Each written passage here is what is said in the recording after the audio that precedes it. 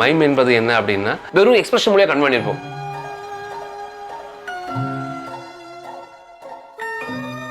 சினிமாக்கு ஜாஸ்தி நடிக்கணும் அவசியமே இல்லை, கொஞ்சம் நடிச்சா போதும். அப்படி சுவிக்கணும். இதை சினிமாவில் ஒருத்தன் வாங்க குட் அவ்வளோதான்.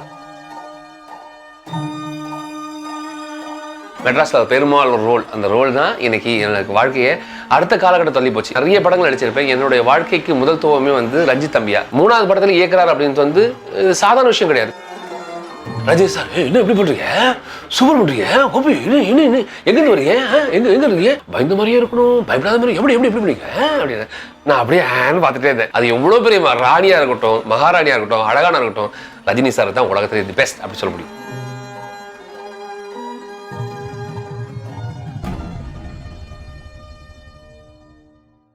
பேரோட மைம்ன்ற டேக் ஒட்டிட்டாங்க ரகசியத்தை.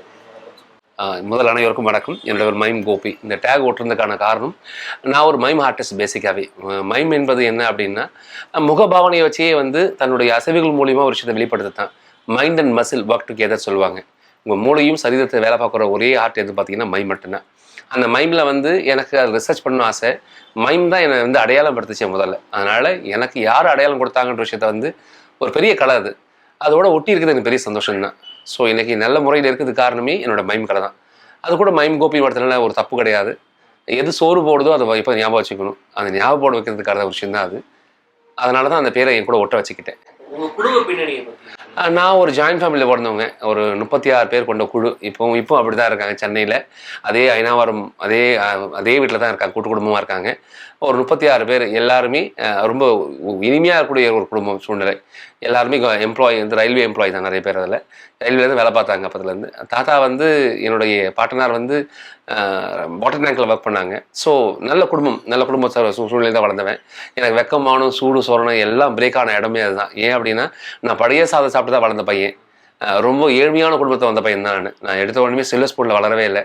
படிப்பு கஷ்டப்பட்டிருக்கேன், சாப்பாடு கஷ்டப்பட்டிருக்கேன், எல்லாத்துக்கும் கஷ்டம் சொல்கிறது சந்தோஷப்பட்டிருக்கேன்.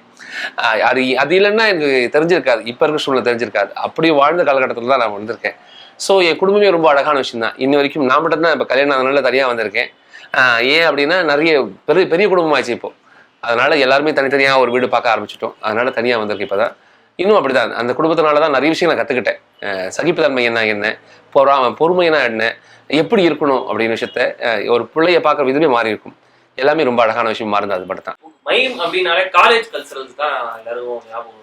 இப்போ கூட காலேஜ் கல்ச்சரல்ஸ்ல தான் பண்ணிட்டு இருக்காங்க. அதுக்கான ரிசப்ஷன் எப்படி இருக்கு? ரொம்ப நல்லா இருக்குங்க. முதல்ல கூட வந்து ஒரு சில கல்லூரியில் தான் பண்ணியிருந்தாங்க. அங்கங்கே வந்து மைம் நடக்கும் அப்படின்னு. இப்போ அப்படி இல்லை. இப்போ எல்லா காலேஜ் கல்ச்சரல்ஸையும் மைம் எடுத்து ஒரு முக்கியத்துவம் ஆயிடுச்சு. ஒரு காம்படிஷனுக்குள்ள வந்து மைம் இருக்கிறது வந்து ரொம்ப சந்தோஷமான விஷயம். நல்ல இப்போ வந்து விழிப்புணர்வு ஜாஸ்தி ஆயிடுச்சு. முதல்ல மைம் என்பது நிறைய பேர் தெரியாமல் இருந்துச்சு. இப்போ மைமுடைய அர்த்தம் என்ன தெரியும். மைம் முதல் கலைஞன் அப்படி விஷயம். முதல் மனிதன் எப்போ பிறந்தானோ அப்போ மைம் தோன்றிருக்கும். ஸோ அப்போவே மைம் ஆரம்பிச்சிச்சு. அதை நம்ம வெட்டு விலகி வந்திருக்கோம் உடனே. தவிர இதுக்கு பேட்டன் ரைட்ஸ் யாருமே கிடையாதுங்கய்யா. நான் தான் இதுக்கு ரைட்ஸு, இதுக்கு வந்து இங்கே தான் வந்துச்சு, இங்கே தான் ஆர்ஜின், இங்கே தான் உருவாயிருக்கும் அப்படி கிடையாது. மைம் வந்து இப்போ எல்லாருக்கும் காமன். அதனால மைம் வந்து இப்போ நல்ல வளர்ச்சி. இப்போ சினிமாவுக்கு பெரிய டூலாக இருக்குது மைமே. என்னன்னா ஒரு எக்ஸ்பிரஷன்ஸ் மூலியமா ஒரு விஷயத்தை கன்வேப்படுத்த ரொம்ப அழகான விஷயம். இப்போ ஒன்றும் இல்லை, நான் சோகமாக இருக்கேன் அப்படின்னு சொல்லுவேன், என் கண்ணு பேசியிருக்கும், அப்படியே இதெல்லாம் இருந்திருப்பேன். இது கூட ஒரு வார்த்தையை ஒட்ட வச்சு பாருங்களேன், ஏன் டல்லாக இருக்கீங்க, உடம்பு சரியில்லைங்க, அதெல்லாம் சரியில்லை அப்படின்னு. இதுவே ஹாப்பியாக வச்சுக்கிற வாய்ஸ் வச்சிருக்காரு, அப்புறம் எப்படி இருக்கீங்க, நல்லா இருக்கீங்க. இதோட ஒரு மோல்டு கூட ஒரு மாஸ்கை மாற்றிக்கிட்டே இருக்கும். நம்மளுக்கு பிடிச்சமான ஒரு விஷயம் வந்து ஒரு மாஸ்கை மாட்டிக்கணும் கிடையாது. பிடிக்காம வந்து இதுவே ரொம்ப ரொம்ப ரொம்ப யோசிக்கணும் அப்படின்னா மாஸ்கை மாற்றிக்கிட்டே இருக்கும். நம்ம மாஸ்கை மாற்ற விஷயம் தான் முகமே. இந்த முகத்துக்கு அசைவு தான் மைமே.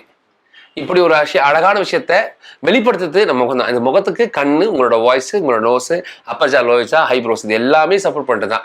இது இப்போ வாய்ஸ் மட்டும் இல்லை வச்சு பாருங்களேன், வெறும் எக்ஸ்பிரஷன் மூலியம் கன்வெர்ட் பண்ணிருப்போம். இப்போ இது கூட சொல்லுவேன், சாப்பிட்டீங்களா, சூப்பராகதா, இப்போ அந்த வார்த்தை சேர்க்கறதுனால அதுக்கு இன்னும் உயிரோட்ட கொடுத்துருப்போம். ஸோ மைம் வந்து வெரி இம்பார்ட்டன்ட் டூல். சினிமாவுக்கு முதல் விஷயம் எக்ஸ்பிரஷன் மட்டும்தான். இந்த எக்ஸ்பிரஷன் கூட ஒரு டைலாக் போட சொல்ல அதோடைய தனித்துவம் வேற மாதிரி இருக்கும். இந்த சவுண்ட் அண்ட் லைட் மாதிரி தான் அது. இந்த உங்களுடைய இந்த ஜி மைம் ஸ்டுடியோ நீங்க எப்ப ஆரம்பிச்சீங்க? அதோட பின்னணி என்ன? எனக்கு ஒரு 22 வருஷத்துக்கு முன்னாடி ஆரம்பிச்ச விஷயம் அது. எனக்கு மைம்ல வந்து பெருசா பண்ணணும்னு ரொம்ப நாள் ஆசை. என் வாழ்க்கையே மைமா தான் இருக்கணும்னு ஆசைப்பட்ட விஷயம் தான் அது. நெறைய பேர் சொல்லுவாங்க, "ஏன் ஒரு வேலைக்கு போயிருக்கலாமே, ஏன் போ மாட்றீங்க?" அப்படின்னு. அதோட இதுல பெஸ்ட்டா இருக்கும்னு எனக்கு தோணுச்சு கண்டிப்பா. இதுல நான் பெரிய சாதிக்க முடியும்னு தோணுச்சு. அதனால மைம் நான் எடுத்துக்கிட்டேன். ஸோ ஒரு 22 வருஷத்துக்கு முன்னாடி தோணுச்சு இது பண்ணணும் அப்படின்னு. கல்லூரி காலகட்டம் முடிச்ச பிறகே நாங்க நெறைய கான்செப்ட்லாம் பண்ணுவோம். நெறைய ஸ்டேஜ் ஷோஸ் பண்ணுவோம், கார்ப்பரேட் ஒர்க் பண்ணுவோம். இப்படி பண்ண சொல்ல நெறைய விஷயங்கள எங்களுக்கு ரொம்ப ஆயத்தப்படுத்திக்கிச்சு இந்த மைம். ஸோ எங்களோட ஒட்டி இப்போ சொல்ல சவுத் ஜோன், நேஷனல்ஸ் இதெல்லாம் போய் நிறைய விஷயங்களை பார்த்து கற்றுக்கிட்டு எனக்கு முக்கியமான ஒரு குரு யார் பார்த்தீங்கன்னா மாலிக் அவர் தான் என்னோட குரு. எனக்கு மைம் கல்லூரி காலகட்டத்தில் கற்றுக் கொடுத்தவர் மாலிக் தான். அப்போது மியூசிக் போட்டது வந்து ஜேம்ஸ் ஹாசன் சார் தான் மியூசிக் போட்டாங்க. நாங்கள் 75th இயருக்கு வந்து அப்போது மெட்ராஸ் யூனிவர்சிட்டிக்காக பண்ணுறோம். அப்போது வந்து ஜேம்சன் சார் மியூசிக் போட்டு ஒரு மைம் கான்செப்ட் கற்றுக் கொடுத்து அதுக்கு பர்ஃபார்ம் பண்ணுறோம். அப்போது அன்பழகன் சார் தான் வந்து கல்வி அமைச்சராக இருந்தாங்க. அவங்க தான் கெஸ்ட் அப்போது. ஸோ ஒரு 3000 பேர், ஒரு 3700 பேர் முன்னாடி ஃபஸ்ட் டைம் மைம் பண்ண சொல்லவே எங்களுக்கு பெரிய சந்தோஷம். என்ன இவ்வளோ பேர் இப்படி இருக்குது, பேசாமல் ஒரு விஷயத்தை பண்ண முடியுமா, இது என்ன அப்படி கேட்குற. அடுத்த முறை சவுத் ஜோன் போனோம். அங்கே போய் ரொம்ப அசிங்கப்பட்டோம். காலேஜ்ல ஆமாம், அங்கே போய் அசிங்கப்பட்டோம். எங்களுக்கு மைம்னா என்னன்னு தெரியாது. ஸோ நாங்கள் போய் நிற்க சொல்லவே எங்களெல்லாம் வேறு மாதிரி பார்த்தாங்க. நாங்கள் நிறைய ப்ராப்பர்ட்டி வச்சு பண்ண ஆரம்பித்தோம். ஐயோ இது இல்லை மைம் அப்படின்னு சொல்லி அதுக்கப்புறமா ரிசர்ச் பண்ண ஆரம்பிச்சு எங்களுக்கும் ஒரு ஸ்டைல் தனித்துவத்தை உருவாக்கி ஒரு 7 பேர் கொண்ட குழு நாங்கள் எல்லாருமே ஒன்றா சேர்ந்து பச்சைப்பெண் கல்லூரியில் இருக்க ஒரு ஹாலில் தான் ப்ராக்டிஸ் பண்ணுவோம். நைட் ஃபுல்லாக தூங்க கொசுக்கடி செம்ம கொசுக்கடி இருக்கும். அங்கேயே ப்ராக்டிஸ் பண்ணிட்டு அப்படி ஜாலியாக இருப்போம். அதில் 7 பேர் வந்து இப்போ வேறு லெவலில் இருக்காங்க. ஒருத்தர் வந்து சூசி மாமி கிட்டு மாமா சொல்லிட்டு பண்ணுற அருண் ஒருத்தர் பண்ணுறாங்க. உதயபிரகாஷ் வந்து ஸ்கிரிப்ட் ரைட்டராக இருக்காங்க. இப்போது பிரம்மநாதன் வந்து குற்றங்குடியில் டைரக்ட் பண்ணாங்களே அவங்க. அப்புறம் ரூபன் வந்து சவுண்ட் இன்ஜினியராக இருக்கான். கபாலிக்கு சவுண்ட் இன்ஜினியர் தான் பண்ணால் மெட்ராஸ்க்கு வந்து பண்ணாங்க. ஹிந்தி படங்கள் நிறைய பண்ணுறாங்க. குறிஞ்சிநாதன் வந்து இப்போ சீரியல் ஆர்டிஸ்டாக இருக்கான். சிவகுமார் வந்து டைரக்ஷன்ஸ் இறங்கிட்டான், ஆடு ப்ரமோஷன்ஸ் எல்லாம். இப்போ நான் இதில் வந்து இறங்கிட்டேன். ஸோ நடிக்க ஆரம்பிச்சோம். எல்லாருமே அதுக்குள்ளே தான் இருக்கும், சினிமாக்குள்ளே தான் இருக்கும். இந்த 7 பேர் கொண்ட குழு தான் எப்போதுமே ஒன்றா இருப்போம். எங்கே கான்செப்ட் பண்ணாலும் ஒரு கான்செப்ட் ரெடி பண்ணி திருப்பி ஷோ பண்ணுவோம். அதுலேருந்து ஃபண்ட் எடுத்து போய் ஒரு 2 பரோட்டா 3 பரோட்டா சாப்பிட்டு வருவோம். அப்போல்லாம் கேஷ் அவுட் ரொம்ப கம்மி, 100 ரூபா 150 ரூபா கொடுப்பாங்க. அதை வாங்கி சாப்பிட்டு தான் எங்களுக்கு வேலையே. ஸோ நல்ல வரவேற்பு இருந்தது எங்களுக்கு. அப்போத்துலேருந்து இப்போ வரைக்கும் இந்த ஜி மைம் ஸ்டுடியோ ஆரம்பித்து ஒரு 5 வருஷம் ஆகுது. அதுக்கு முன்னாடி சார்லி சாப்ளின் தியேட்டர் சொசைட்டி தான் வச்சுருந்தோம். அதுக்கப்புறமா இப்போ ஜி மைம் ஸ்டுடியோ அப்படி ஒரு ரன் பண்ணியிருக்கோம். இதில் நிறைய நல்ல காரியங்கள் பண்ணணும், சமுதாயத்துக்காக பண்ணணும் விஷயம் தான். எல்லாருக்குமே இருக்கிற விஷயம் தான்.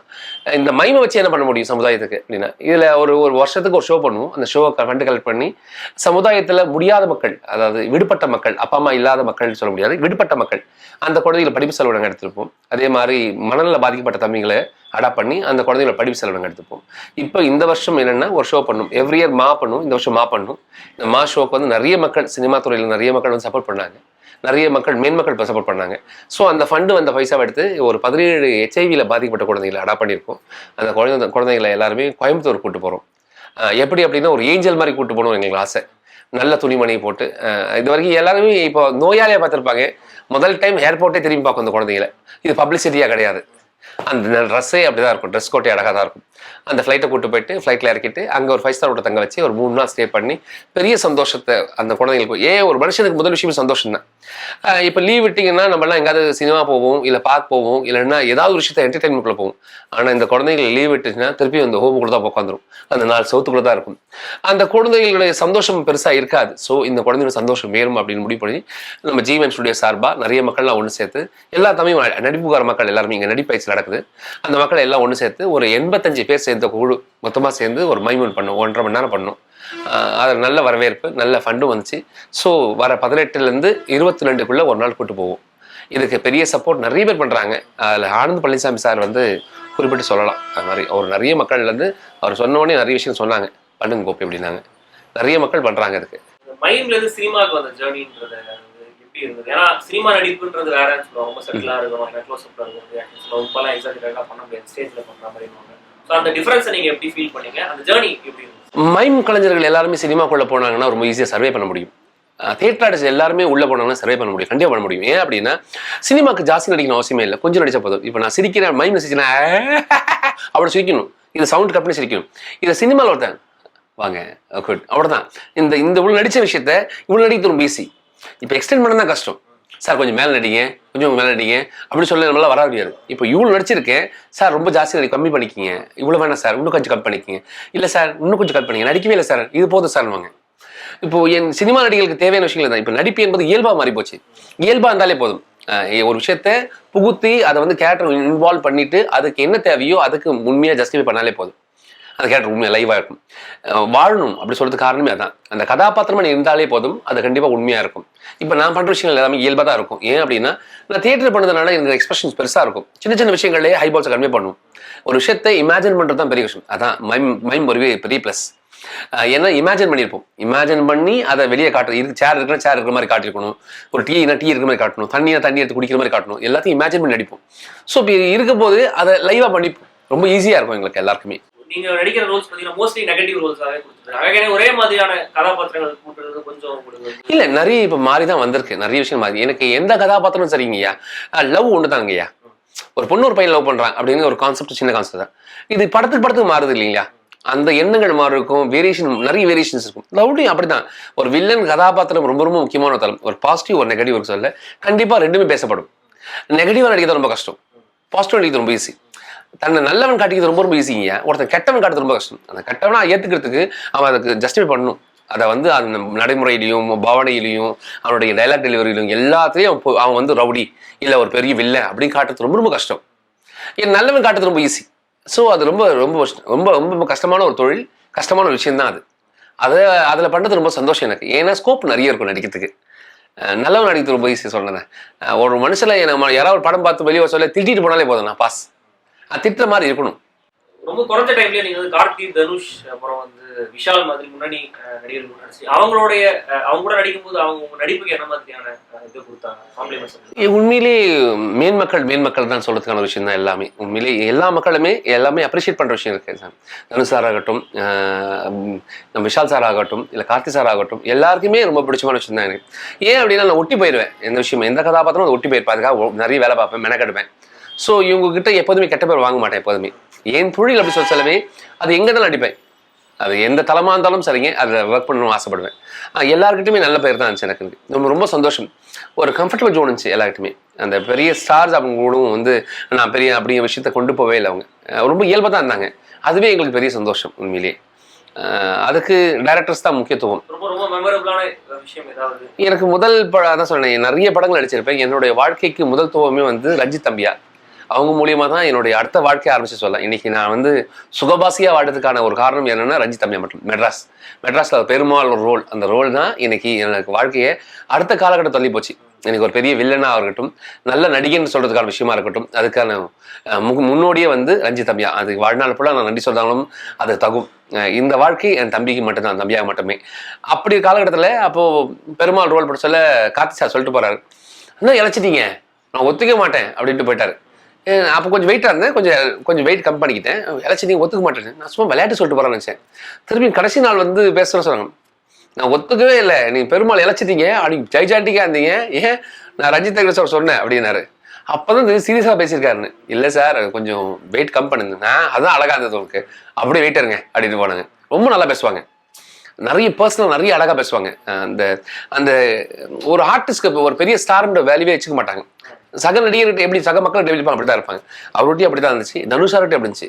அதே மாதிரி விஷால் சார் சொல்லியிருந்தார். உண்மையிலேயே ரொம்ப இயல்பு, பர்சனலாக நிறைய விஷயங்களை கேட்பாங்க, பர்சனலாக அக்கறை எடுப்பாங்க.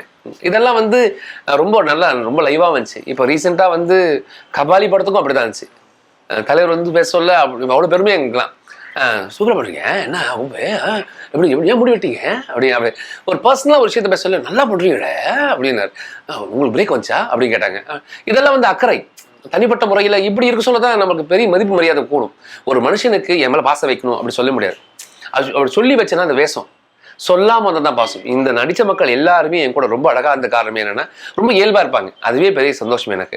விஜய் சாருடைய படமும் சரி அப்படி தான் இருந்தது. முதல் டைம் போக சொல்லவே அப்படி அந்த என் தம்பி ஒருத்தர் இருக்காங்க, ராஜான்னு தம்பி இருக்கான், என் கூட இருப்பான் தம்பி. அவன் வந்து வணக்கம் சார்னு ஹாய் அப்படின்ட்டு போனார், என்ன இவ்வளோ ஜாலியாகிறாரு அப்படின்னு. அதுக்கப்புறம் என் தம்பி ஒருத்தர் இருக்கான், கரண் தம்பின்னு, கொஞ்சம் தெய்வ குழந்தை தம்பி. அவனுக்கு விஜய் சார்னு ரொம்ப பிடிக்கும். அவனுக்கு உயிரின்னு பார்த்தா ரெண்டு தான், ஒன்று விஜய் சார், இன்னொன்று பிரியாணி. நீங்கள் கோடி ரூபாய் இன்னும் கொடுத்தாலும் வாங்க மாட்டான். இது 2 பேர் இருந்தால் போதும். விஜய் சார் கூட விஜய் அண்ணா. நான் சொன்னேன் ஒரு வாட்டி வாக்கு கொடுத்தேன், ஃபோட்டோ அப்படி கூட்டு போகிறேன். நான் படம் சார் விஜய் சார்கிட்ட சொன்னேன், சார் இது மாதிரி உங்களை பார்க்கறதுக்கு ஒரு தம்பி ஒருத்தர் இருக்கான், ரொம்ப விருப்பப்படுவான், என்ன பண்ணுறான் அப்படின்னாரு. இந்த மாதிரி லைலாக அப்படி வர சொல்லுங்களேன், ஃபோட்டோ பிடிக்குது சார், வர சொல்லுங்க, ஒன்றுமே சொல்ல வர சொல்லுங்க. மறுநாள் வந்து ஷூட்டிங் பாட்டுக்கு வந்தேன். வந்தோடனே நான் போய் கிட்ட சார் வந்துட்டாங்க சார், எங்கே ஷார்ட் முடிச்சுட்டு வந்துடுறேன் அப்படி சொல்லிட்டு வந்து உட்காந்தோடனே வந்து உட்கார வச்சுட்டு அவனை கேட்டாங்க, பேசினாங்க. அவன் பேசலாம், ஏன் 2 ரோல் பண்ணுறீங்க, எதுக்கு பண்ணீங்க, அதுல இந்த படம் பண்ணீங்களே, ஏன் பண்ணீங்க, இவ்வளோ கேள்வி, நிறைய கேள்வி கேட்டான். அவரும் பொறுமையா நின்று பதில் சொல்லிட்டே இருந்தார் எல்லாத்துக்குமே. அப்புறம் உங்க நம்பர் கிடைக்குமா அப்படின்னாரு. அதை பார்த்தாரு சாரு. தம்பியா நான் நம்பர் கொடுக்குறேன், தம்பியா நம்பர் வச்சிருக்கேன், அண்ணா நம்பர் வச்சு கொடுக்குறேன். ஏன் நான் பர்த்டேக்கு விஷ் பண்ணுவேன்ல, கொடுங்க நம்பர் கொடுங்க. நான் திருப்பி அண்ணா கிட்ட கொடுத்தாரு அப்படின்னு சொன்னாரு. பிரியாணி சாப்பிட போகலாமா, எப்போ போறீங்க, ட்ரீட் எப்போ கூட்டு போவீங்கண்ணா. போகலாம், எப்போ போகலாம் சொல்லுங்க, போகலான்னு நிறைய பேசினார். அதுக்கப்புறம் கூட்டு வச்சு ஃபோட்டோ பிடிச்சிட்டு. ஸோ அதான் சொன்னேன், இந்த இயல்பான ஒரு தன்மை தான் வந்து ஒரு மனுஷனை அடுத்த லெவல் கொண்டு போய் நிற்கிற விஷயம். இன்னைக்கும் கரனுக்கு வந்து விஜய் அண்ணா அவ்வளோ பிடிக்கும். காரணம் என்ன, அதான் எனக்கு ரஜினி சார் ரொம்ப பிடிக்கும். ஏன் அப்படின்னா இவ்வளோ கேஷுவலாக பேசுறதுக்கான விஷயமே இருக்காது. எல்லாருக்கும் மதிப்பு தன்மை இருக்கும், ஒரு மனித தன்மை இருக்குது. இதுதான் ஒரு மனுஷனுக்கு முக்கியமான விஷயமே. நீங்க எவ்வளோ பெரிய ஜாமனா இருந்தாலும் அந்த இயல்பான தன்மையை விட்டு வெளியே போனாலும் காணாம போயிடும். ஸோ இந்த இயல்பான மக்கள் கூட நடிச்சிருக்கேன், அதுவே பெரிய சந்தோஷம் எனக்கு. ஆமாங்க, பரதன் சார் நல்ல டேரக்டர், உண்மையிலேயே ரொம்ப இயல்பான ஒரு கேரக்டர் பரதன் சார். அதிகம் பேச மாட்டார். கோபி சார் சூப்பர், அவ்வளோதான். அதே மாதிரி ஒரு கரெக்ஷன் சொல்கிறாங்க, கிட்ட வந்துட்டு கோபி சார் இதை பண்ணிக்கலாமா, யாருக்கும் கேட்க கூட தெரியாது. என்னன்னா அங்கே ஏன் மைக்கு பிடிச்ச என்ன பண்ணுறீங்க, ஒழுங்கா பண்ணுங்க அப்படி சொல்லாமல் நேரம் கிட்ட வந்து ஒரு சின்னதாக பண்ணுங்க. அதெல்லாம் ரொம்ப பெரிய விஷயம். எல்லாம் பாலாஜி தம்பிட்டு அப்படி தான் இருக்கும். பாலாஜி தம்பிட்டு போகலாண்ணா அப்படிதான், அவ்வளோதான் இருக்கும், சத்தமே இருக்காது. ரஞ்சித் தம்பியும் அப்படிதான். நான் நடித்த மக்கள், நான் எந்த படத்தில் நடிச்சனோ அந்த நடித்த டேரக்டர்ஸ்க்கு எல்லாருமே ரொம்ப சிறப்பானதுனால தான் என்னோட வெளித்துவத்தை அழகாக காட்ட முடிஞ்சது. எனக்குன்னு ஒரு கம்ஃபர்ட் ஜோன் கொடுத்தாங்க. அது எல்லாருக்கும் டைரக்டர்மார்களுக்கு தான் பெரிய நன்றி சொல்லணும். இன்னைக்கு நான் ஒரு நடிகனாக இருக்கிறதுக்கு எல்லாருக்குமே இருக்கும், ஆசைகள் இருக்கும். எத்தனையோ கோடி மக்கள் இருக்காங்க. அதில் ஒரு பிளாட்ஃபார்ம் கொடுத்து நமக்குன்னு ஒரு இடத்த கொடுக்கறதுக்கு வந்து காரணமே டேரக்டர்கள் தான். அவங்களுக்கு தான் நம்ம எப்போதுமே உண்மையாக இருக்கணும் ஆசைப்படுவேன். வாய்மொழி பேசவும் தொடர்ந்து மாறி, மெட்ராஸ் தொடர்ந்து கபாலி. ஸோ அது அந்த மாதிரி ஒரு ரேப் ஏதாவது ஸ்பெஷலாக டெவலப் பண்ணி வச்சிருக்கீங்களா இயக்குனர் கூட, இமீடியட்டாக அடுத்த படத்துலேயே காசு பண்ணுற மாதிரியான? அப்படி இல்லைங்க, நான் எப்போதுமே உண்மையாக இருக்க ஒரு கேரக்டர். எனக்கு யார் படம் பண்ணாலும் சந்தோஷம் தான். இப்போ என் கதாபாத்திரத்தில் ஒரு படம் நடிக்க வேண்டியது, அந்த படத்தில் நடிக்க வேண்டிய விஷயத்த மாறி வேற ஒருத்தர் நடிக்கிறாங்க. நல்ல கதாபாத்திரம். கதையில் வந்து பாரதிராஜா நடிக்கிறாங்க, நிறைய மக்கள் நடிக்கிறாங்க. அதில் நான் தான் பண்ணியிருக்கணும். அந்த கதாபாத்திரத்துக்கு வந்து ஒரு கதாபாத்திரம் உள்ள நுழைச்சாங்க. ரொம்ப சந்தோஷம். ஏன் அப்படின்னு, அவர் கூத்துப்பட்டிலேருந்து வெளியே வந்தவங்க, நிறைய இடம் தேவைப்படுச்சவருக்கு. எங்கேயோ ஒரு இடத்துல வந்து தூக்கி விடுறதுக்கான இடம் இல்லை, வந்து ஒரு நல்ல கதாபையில் இப்போ இந்த கதை மூலமா ஒரு அடுத்த வில்லனுக்கான ஒரு விஷயம் அமையும். கண்டிப்பாக சந்தோஷம். ஏன் இடத்து கடவுள் எனக்குன்னா எனக்கு மட்டும் கொடுப்பாங்க, எனக்கு இல்லைன்னா எனக்கு இல்லை தான். அதனால இன்னொருத்த வட சொல்ல பொறாமப்படக்கூடாது, சந்தோஷப்படணும். வாழ்த்து, எல்லாரையும் வாழ்த்து. சூப்பராக வாங்க, என்ன ஆகிட போகிறோம், ஒண்ணுமே இல்லை. யாரு வந்தாலும் சந்தோஷம். யாரோ தெரியாத மூஞ்சி வந்திக்க சொல்ல, எனக்கு யாரும் தெரியாது அறிமுகம் இல்லாத மக்களுக்கு சொல்ல, அறிமுகம் தெரிஞ்ச மக்கள் ஒருத்தர் அவார்டு சொல்ல இவ்வளவு சந்தோஷமா இருக்கும். அப்படிதான் எல்லாருமே, இந்த மக்கள்ல எல்லா மக்களுமே நல்ல மக்களுங்க. பார்க்குற கண்ணோட்டம் தான். நம்ம நல்லதான் பார்த்தா நல்லா தெரியும், கெட்டனா பார்த்தா. எல்லாரும் வாழ்த்துங்க, எல்லாரும் சந்தோஷமா இருக்கட்டும், எல்லாரும் பண்ணட்டும், எல்லாரும் சிறப்பா இருக்கட்டும். எனக்கு மாரி, மாயா, மெட்ராஸ் இது எல்லாமே 3 MM மைம் கோபின்னு போட்டு ஒருத்தர் ஃபேஸ்புக்கில் டேக் பண்ணி அனுப்பிச்சிருக்காங்க. சிறந்த நடிகர் ஆகிறதுக்கு வாழ்த்துக்கள், இந்த வருஷம் அவார்டு வாங்குவீங்கன்னா கண்டிப்பா அப்படின்னு. இப்போ உரியடி படம் பண்ணது வந்து 2000 படம் சொல்ல ஒரு 3 வருஷம் முன்னாடி படம்.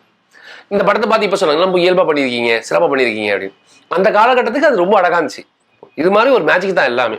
எல்லாரும் அண்ணன் தான் கூப்பிட, நிறைய 90% அண்ணன் தான் கூட. கோபேண்ணா இந்த சீன் வச்சிருக்கேன், நம்ம அஸ்வின் தம்பி மாயா பண்ண படத்துல வந்து அண்ணா இதா பண்றேண்ணா, பண்ணியிருக்கோண்ணா, இந்த சீன் இப்படி பண்ணணுண்ணா, ஓகேண்ணா பண்ணலாம் தம்பியா, என்ன தம்பியா பண்ணி வச்சுண்ணா, சூப்பர் கலக்கிட்டேன், கொஞ்சம் மாடலேட் பண்ணிக்கலாமா அப்படின்னா. அதே மாதிரி பாலாஜி தம்பியை பேச சொல்லுவோம், அண்ணா இந்த சீனு இப்படிதானே அண்ணே, கோபேண்ணா ரஞ்சித் தம்பி வந்து கோபேண்ணா அண்ணே அண்ணே ஓகேண்ணா கலக்குண்ணே போனேன் சூப்பராக பண்ணேன். அந்த கான்ஃபிடன்ஸ் கொடுக்குறது தான் டேரக்டர் தான். எனக்கு நான் ஒரு பெரிய நடிகனாக இருக்கிறது காரணமே டேரக்டர் மட்டும்தான். ஏன் அப்படின்னா, நான் எப்போதும் மூக்க நடிக்க மாட்டேன் அவங்க ஸ்கிரிப்டுக்குள்ளே. அவங்க என்ன சொல்கிறாங்களோ நான் பார்ப்பேன். எப்போ நீ மூக்க நடிக்கிறியோ அந்த கதை கெட்டுப்படும். நான் நடிக்க வந்திருக்கேன், அவங்க எனக்கு கற்றுக் கொடுக்க வந்திருக்காங்க, இல்லைன்னா அவங்க கதையை சொல்லுறதுக்கு வந்திருக்காங்க. அதை நான் உள்வாங்கி பண்ணியிருக்கணும். டேரக்டர் என்ன சொல்கிறாரோ அதை பண்ணுறது தான் ஒரு நடிகரோட வேலை. அப்படி தான் நான் நிறைய பேர்கிட்ட பண்ணியிருக்கேன். இன்னி வரைக்கும் அப்படி தான் இருக்கேன். இது மாறாதுன்னு நினைக்கிறேன். இன்னும் நிறைய குறும்படங்கள் நடிக்கிறேன். ஏன் அப்படி இப்போ கூட சொல்லுவாங்க வந்து, அண்ணா அந்த ஒரு சீன் பண்ணி தருவேன் என்ன அப்படின்னு. ஏன் அப்படின்னா, அவங்கள பொறுத்தவரைக்கும் அவங்க செலிபிரிட்டியா இருக்கலாம், பெரிய நடிகனா இருக்கலாம். ஆனா அந்த வெளியே காட்ட சொல்ல அவங்களுக்கு ஒரு பெரிய ப்ரொமோஷனா இருக்கும்.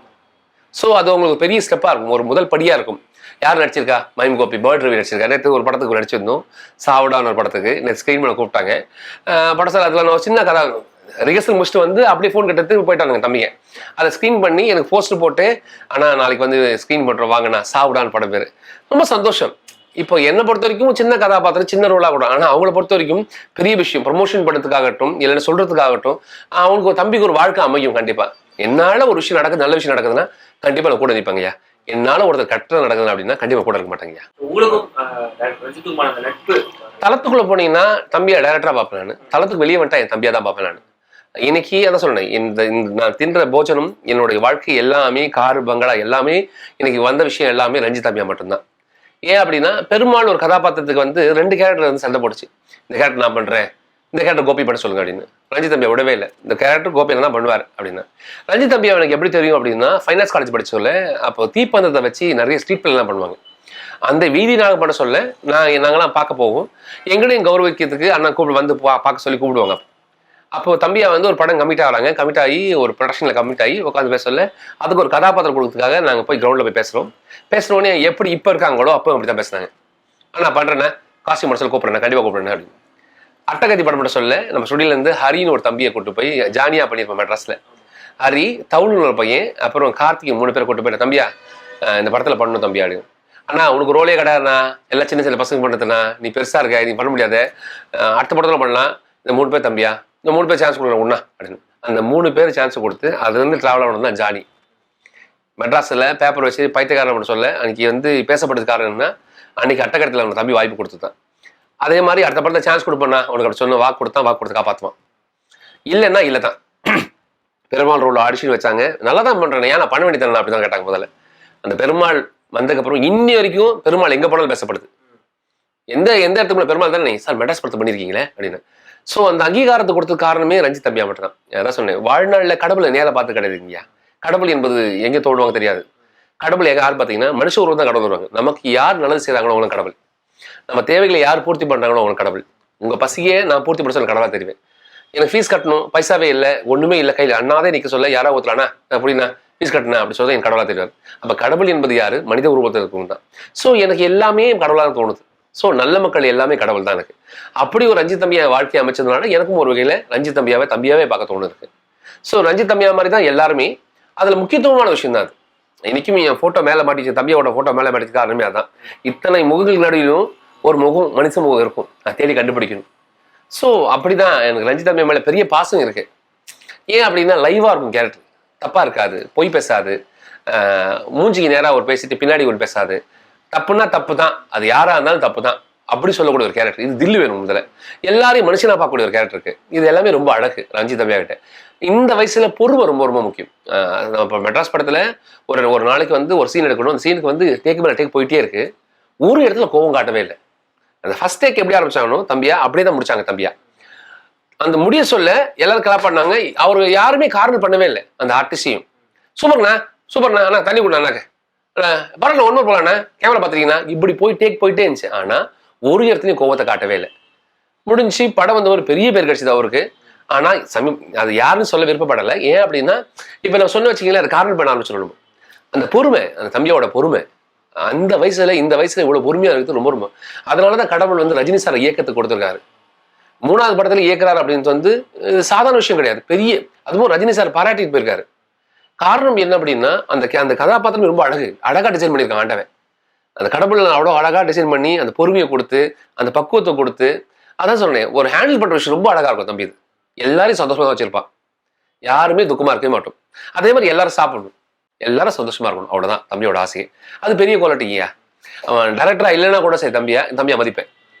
இந்த வாழ்க்கையை எனக்கு அமையலைன்னா கூட கண்டிப்பா எனக்கு தெரிஞ்சிருந்தா கண்டிப்பா நான் வச்சிருப்பேன். அதனாலதான் இந்த மதிப்பு மரியாதையும் தம்பி மேல ஜாஸ்தி எனக்கு.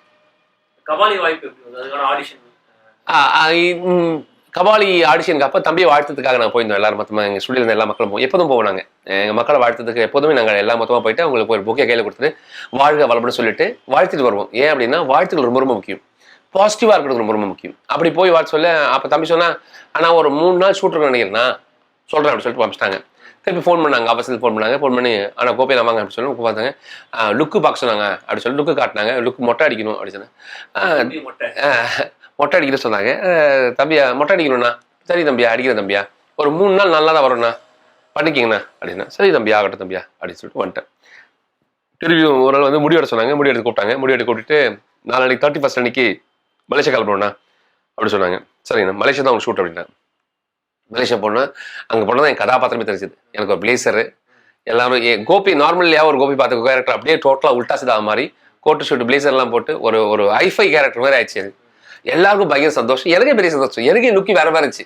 எப்போதுமே ஒரு ரக்குடான ஒரு லுக்கு தான் இருப்பேன் எப்போதுமே. அப்படி இல்லாமல் ஒரு ஒரு மாடர்ன் கேரக்டரா இந்த ஒரு ஒரு ஒரு ஒரு ஒரு என்ன சொல்றது, என்னெல்லாம் ரொம்ப ஜாஸ்தி தான் அது. இந்த ஃபேஷன் ஷோக்குள்ள போய் நின்னா ஒரு கேரக்டர் என்ன அப்படி இருக்கும், ஒரு மாடல் மாதிரி தான் இருந்தேன். என்னை பொறுத்த வரைக்கும் அப்படி தான் இருந்தேன், கொஞ்சம் தடியா இருந்தேன் போகணும். அப்படி இன்னைக்கு சொல்ல சாமியா இருந்துச்சு கேரக்டர், ரொம்ப பிடிச்சிருந்து. அதுக்கப்புறம் டைலாக்லாம் சொன்னாங்க. ஏற்கனவே நம்ம ரிஹர்சல்லாம் பார்த்தோம் நாங்கள் எல்லாரையும் வர வச்சிருப்பாங்க தம்பியா, ரஷ்யன் சென்டர் வர வச்சுட்டு ரிஹர்சல்லாம் பேப்பரை கொடுத்துட்டு சீன் பார்க்கறது தான் கிடையாது. முதல்ல பழக வச்சாங்க எல்லாரையுமே. எல்லாரும் அறிமுகமாக்கிங்க, எல்லாம் அறிமுகமாகணும், ஜாலியாக இருந்தோம், நல்லா சாப்பிட்டோம், ஒன்றா சாப்பிட்டோம். அந்த கம்ஃபர்டபுள் ஜோன் கிடச்சிது அங்கேயே. ஸோ அப்போ அங்கே போய் நிற்க சொல்ல ஒரே ஒரு டைலாக் மட்டும் கொடுத்து மாடுலேஷன் இப்படி தான் இருக்கணும் அப்படி சொல்லிட்டு பேச வச்சாங்க.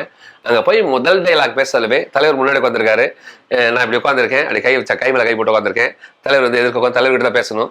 ரஞ்சித் தம்பியா ஸ்டார்ட் வைக்கிறதுக்கு முன்னாடி என்ன பார்த்தேன், தானே பார்த்துட்டீங்க, டைலாக் பார்த்துட்டியாண்ணா, பார்த்துட்டு தம்பியா மிரட்டுண்ணா, சூப்பராக பண்ண அப்படின்னு சொல்லி ஒரு கான்ஃபிடென்ட் கொடுத்தான். அந்த தம்பியோட முகத்தை பார்க்க சொல்லவே எனக்கு பெரிய கான்ஃபிடென்ட். என்ன அறியாமையே அப்படி இருந்தேன், கும்முன்னு இருந்தேன். அப்படி போய் நின்று பசங்க அப்படி கை வச்சோன்னு முதல் டைலாக் ஆரம்பிச்சாலுமே அவருக்கு ஒரு டைலாக் கேட்பாரு, ஊர்ல இருந்து தான் வேணுமா அப்படின்னு ஆரம்பிப்பேன். ரஜினி சார் என்ன எப்படி பண்றீங்க, சூப்பர் பண்றீங்க, கோபி என்ன எங்கிருந்து வரீங்க, எங்க இருக்கீங்க அப்படின்னாரு. சார் இல்லை சார் அப்படியே என்ன பண்ணிட்டு இருக்கீங்க அப்படின்னா, சார் இது மாதிரி நான் ஆக்டிங் அதானே பார்த்தேன், ரஞ்சித் நிறைய கொடுத்துக்கலாமே, கொடுக்க கொடுத்தேன், இப்படி இப்படி பண்றீங்க கோபி அப்படின்னாரு. ஐயோ என்னடா நடக்குது சுத்தி தலைவர் பேசுறாரு அப்படியே. ஒரு பக்கம் எனக்கு பயம் கிடையாது, எனக்கு என்ன ரஜினி சார் ரொம்ப பிடிக்கும். பயம் எப்போ வரும் அப்படின்னா நமக்கு வந்து நமக்கு அறிமுகலாத மக்கள் தான் பயம் வரும். இது பாசங்கிறது ஒரு மதிப்பு மரியாதை, தலைவர் வழிந்து வருது அப்படின்னு சொல்ல சந்தோஷம் தான் எனக்கு, பெரிய சந்தோஷம். இப்படி பண்ணுங்க, அது இன்னும் விளையாடுறியா விளையாடுறியான்னு தான் கேட்டேன். என்ன இப்போ என்னென்ன பண்ணிட்டு இருக்கீங்க சொல்லுங்க அப்படின்னு ஆரம்பிச்சாரு. மாறியில பார்த்தேன்ல ஒண்ணு, ஆமா மாறியில முடியல வச்சு அப்படி ஒரு மாதிரி ஒரு ரகுடா இருந்தீங்க, அப்படி படத்துல 2 பேர் பிடிச்சத, ஒண்ணு தனுஷ், இன்னொன்னு நீங்க. தனுஷ் இப்படி கலக்கிட்டா பிள்ளல, நீங்களும் அப்படிதான் பயந்த மாதிரியே இருக்கணும், பயப்படாத மாதிரி எப்படி எப்படி எப்படி பண்ணீங்க அப்படின்னு நான் அப்படியே ஹேன்னு பார்த்துட்டே இருந்தேன். அதுக்கப்புறம் உட்கார வச்சு பேசினாங்க, ஒரு 2 மணி நேரம் பேசினாங்க. கோட்டை கேட்டுரு வெக்கையா இல்லை, கோட்டு போட்டதுனால கேட்டு உட்கார டீ சாப்பிடலாமா அப்படின்னாரு. ஐயோ தலைவரே என்னடா நடக்குது சுத்தி. கொஞ்ச நேரத்துல நான் மாயபூமிக்குள்ள போயிட்டேன். ஒரு ஒரு ஒரு பெரிய உலகமே திரும்பி பார்க்கணும் ஒரு கேரக்டர் நம்ம கிட்ட பேசல, நம்மளை வாழ்த்து சொல்ல, அதோட பெரிய சந்தோஷம் இருக்கணும். இதுக்கு 2 பேர் காரணம், ரஞ்சித் தம்பியாவும் ரஜினி ஐயா தான். ரஜினி சாருக்கு அந்த வாழ்த்த தன்மை இருக்கு, ரஞ்சித் தம்பியாவுக்கு நடிக்கணும்னு ஆசை இருக்கு. இதனால பெரிய magic. Rajini sir super star அப்படி உலகமகா அப்படி நடிகர்னு சொன்னா ரஜினி சார் தான் சொல்லுவேன். ஏன் அப்படின்னா இந்த உலகத்துல யாரு பெரிய நடிகர் வந்து நிற்கணும்னா ரஜினி சார் முன்னாடி நின்னாலும் ரஜினி சார் நடிக்க சொல்ல, இந்த பக்கம் இந்த கேரக்டர் நடிக்கிறது வச்சுக்கலேன், சூப்பர் எல்லாம் ஆர்டிஸ்ட் கேட்டுருவோம். இந்த பக்கம் கேமரா திருப்பி இந்த பக்கம் வச்ச பிறகு ரஜினி சார் தான் பார்ப்போம், வேற யாரையும் பார்க்க மாட்டோம். அது எவ்வளவு பெரிய ராணியா இருக்கட்டும், மகாராணியா இருக்கட்டும், அழகான இருக்கட்டும், ரஜினி சார் தான் உலகத்துல தி பெஸ்ட் அப்படி சொல்ல முடியும். அந்த காரணம் அந்த கடவுள் கொடுத்த பெரிய வரும், அந்த மனித தன்மை, எல்லாரையும் பாராட்டுற தன்மை. வர சொல்ல எல்லாருக்கும் வணக்கப்பட்டு வருவார், வணக்கம் வணக்கம் வணக்கம் வணக்கம் வணக்கம் போ சொல்லும் அப்படின்னு சொல்லிட்டு போவார். போயிட்டு வரேன் அப்படி இருப்பார். அதே மாதிரி சேர்ல உட்காந்து எல்லாத்தையும் அப்சர்வ் பண்ணிட்டே இருப்பார், பார்த்துட்டே இருப்பார், என்ன நடக்குது ஏது நடக்குது எல்லாத்தையும் அப்சர்வ் பண்ணிட்டு அப்புறம் எல்லாம் புக்கு படிப்பாரு. அதான் சொன்னேன், இதெல்லாம் வந்து சாத்தியமே கிடையாதுங்கய்யா. எங்க கூட நடிச்ச மக்கள் எல்லாருமே, கிஷோர் சார் ஆகட்டும், ஜானனவாகட்டும், அந்த கேரக்டர்லாம் அவ்வளோ அழகா இருக்கும். எல்லா கேரக்டரும் எல்லாருமே லைவா இருப்பாங்க, ஏடிஸும் அப்படிதான் இருப்பாங்க. ரஞ்சித் தம்பி அவரோட டீம் சான்ஸே கிடையாது, டீம் செட் பண்ணி தான் பெரிய விஷயமே, எல்லாருமே லைவ். மெட்ராஸ் படத்துல வந்து டீம்னு பார்க்கும்போது ஒரு தலித் ஜாதி அரசியலான ஓப்பனாவே பேசியிருந்தேன்னு பேட்டியும் கொடுத்துருந்தாரு ஜித் சார். இப்போ கபாலி பாடல் வந்த அப்புறம் ஆளாளு ஒவ்வொன்று அதை ஒரு இன்டர்பிரேட் பண்ணிட்டு ஆன்லைன்ல பயங்கரமா டிஸ்கஸ் பண்ணிட்டு இருக்காங்க. நீங்க பார்த்த வரைக்கும், உங்களுக்கு தெரிஞ்ச வரைக்கும் கபாலி அந்த மாதிரியான பொலிட்டிக்கல் விஷயங்கள் ஏதாவது பேசியிருக்காங்க? இல்லைங்க ஐயா, படத்தை தான் பார்க்கணும், படமா தான் இருக்கும் எப்போதுமே. கண்ணோட்டங்கள் வேற மாதிரி மாறிப்படும் சூழ்நிலை, பார்க்குற கோணங்கள் தான். எனக்கு என்ன தேவைன்ற விஷயத்த நான் பார்த்தேன்னு ரொம்ப அழகா தெரியும். எண்ணத்தை அழகுபடுத்திட்டாலே போதும். இது ஒரு சாரப்பட்ட விஷயங்களா இருக்காது, இது டைரக்டருடைய முழுக்க டைரக்டர் எண்ணங்கள் மட்டுமே. நல்ல எண்ணம் தான் விதைக்கப்படும் எப்போதுமே. ஏன் அப்படின்னா ரஜினி சாரை வச்சு படம் பண்றோம், நல்லதை மட்டும் தான் விதைப்போம், நல்லதை மட்டும் தான் நடக்கும். கண்டிப்பா நல்ல விஷயம் நடப்பதாக எதுவுமே கண்ணோட்டத்தை பொறுத்தான். அடுத்தடுத்த படங்கள் இப்போ விஜய் 60 பண்ணிட்டு இருக்கேன் சார், விஜய் சாரோட. அதுக்கப்புறம் கட்டப்பாவை காணும் ஒரு படம் பண்ணிட்டு இருக்கேன். பெப்பரப்பம் படம் ரிலீஸ் ஆக போகுது. அப்புறம் தப்பு தண்டா அப்படின்ற படம். அதுக்கப்புறம் வந்து நெடுநெல் வாடைன்னு ஒரு படம், சம படம் உண்மையிலே, அந்த படம் பண்ணிட்டு இருக்கேன். அது இல்லாமல் சிவி குமார் சாரோட படத்தில் ஒரு படம் பண்ணிட்டு இருக்கேன், மாயவன் ஒரு படம் பண்ணிட்டு இருக்கேன். அப்புறம் அசுரகுலம் ஒரு படம் ரிலீஸ் ஆக போகுது, இந்த படம் ரிலீஸ் ஆக போகுது. நிறைய படங்கள் பண்ணிகிட்டே இருக்கேன் இப்போ சமுதாயத்தில். இப்போ கபாலி இப்போ ரிலீஸ் ஆக போகிற படங்கள் ரொம்ப சிறப்பாக இருக்கும்னு நினைக்கிறேன். கண்டிப்பாக லைனப்பில் நிறைய படங்கள் இருக்குது, நிறைய கதாபாத்திரங்கள் மாறி மாறி. அப்புறம் பப்பரப்பம் அந்த படம், சசி என்னோட நண்பன், நான் ஒன்றா நல்ல மயமாறுவேன், நானும் எல்லாம் ஒன்றா பண்ணும். பெரிய பேர் வாங்கி கொடுக்கும் இந்த படங்கள் எல்லாமே. எனக்கு எல்லாத்துலேயுமே ஒரே மாதிரி இருக்க மாட்டேன், மாறி மாறி மாறி தான் இருப்பேன், மாறி மாறி தான் பண்ணியிருக்கேன். ரொம்ப சிறப்பாக இருக்கும் கண்டிப்பாக. பல நல்ல ரோல் செஞ்சுட்டு இன்னும் நிறைய நிறைய நல்ல காரியங்கள் பண்ணணும். இந்து தமிழ் சினிமா நிலையத்தாருக்கு பெரிய வாழ்த்துக்கள். வாழ்க வளமுடன். உண்மையிலேயே பெரிய சந்தோஷம். உண்மையிலேயே சூப்பர் டீம். உண்மையிலேயே இந்த 3 பேரும் 3 பில்லராக இருக்கீங்க. கார்த்தி தம்பியாக இருக்கட்டும், அதே மாதிரி நம்ம குமாரனா இருக்கட்டும், இண்டஸ்ட்ரி பார்த்து தம்பியாக இருக்கட்டும், 3 பேருக்கு பெரிய வாழ்த்துக்கள். மேலும் பெருசாக வளர்றதுக்கு வாழ்த்துக்கள். இன்னும் நிறைய விஷயங்கள் பண்ணுங்க. சமுதாய நோக்கத்தோட நிறைய விஷயங்கள் பண்ணுங்க. விவசாயத்தை வளர்ப்போம் கண்டிப்பாக. நம்ம எதை சார்ந்திருக்கோம் அப்படின்னா விவசாயம் மட்டுமே. நம்மளுடைய சாப்பாடு எப்போ கெட்டு போதோ அப்போ வாழ்க்கை கெட்டு போச்சுன்னு நான் சொல்லுவேன். இப்போ காற்று கெட்டு போச்சு, தண்ணி கெட்டு போச்சு, இப்போ உணவும் கெட்டு போயிட்டு இருக்கு. ஸோ விழிப்புணர்வோட விவசாயம் பண்ணுவோம். நல்ல உணவை சாப்பிட்றதுக்கு வழி பண்ணிப்போம். நாமளே நிறைய விஷயம், உழைப்பு தான் நம்ம மூலதனம் சொல்றது காரணமே. உழைப்பு தான் உழவருக்கும் மூலதனம். அதனால விவசாயம் பண்ணி நம்ம சமுதாயத்தை காப்பாற்றுவோம். நல்ல விஷயங்கள் பண்ணுவோம். வாழ்க வளமுடன்.